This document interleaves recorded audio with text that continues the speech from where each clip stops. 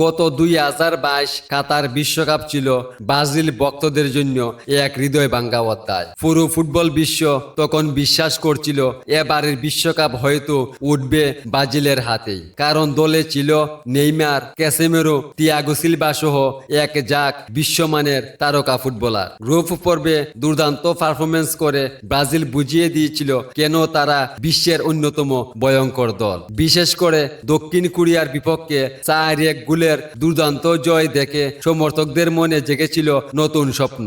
এবার বুঝি আসছে ষষ্ঠ বিশ্বকাপ। প্রিয় দর্শক, ভিডিওটি শুরু থেকে শেষ পর্যন্ত দেখতে থাকুন এবং এখনই চ্যানেলটি সাবস্ক্রাইব করে পাশে থাকা বেল আইকনটি অন করে দিন, যাতে ফুটবল বিশ্বের সব আপডেট সবার আগে পেয়ে যান। কিন্তু ফুটবলের নাটকীয়তা যে কতটা নির্মম হতে পারে তা দেখা গেল ক্রোয়েশিয়ার বিপক্ষে কোয়ার্টার ফাইনালে। অতিরিক্ত সময়ে নেইমারের অসাধারণ গোলের পর পুরো স্টেডিয়াম যখন জয়ের উল্লাসে মেতে উঠেছিল, ঠিক তখনই শেষ মুহূর্তে টাইব্রেকারে গোল হজম করে ব্রাজিল। ক্রোয়েশিয়ার কাছে হেরে বিদায় নিতে হয় 5 বারের চ্যাম্পিয়নদের। সেই মুহূর্তে কোটি কোটি ব্রাজিল সমর্থকদের চোখ ছিল শুধু হতাশা আর কান্না। তবে বিশ্বকাপের সেই ব্যর্থতার পর থেকেই থেমে নেই ব্রাজিল। কোচ তিতের বিদায়ের পর নতুন কোচ দরিবাল জুনিয়রের অধীনে নতুন দল নিজেকে গুছিয়ে নিচ্ছে। তরুণ তারকাদের নিয়ে তৈরি হচ্ছে নতুন পরিকল্পনা। অন্যদিকে নেইমারের ইনজুরি ও ভবিষ্যৎ নিয়েও চলছে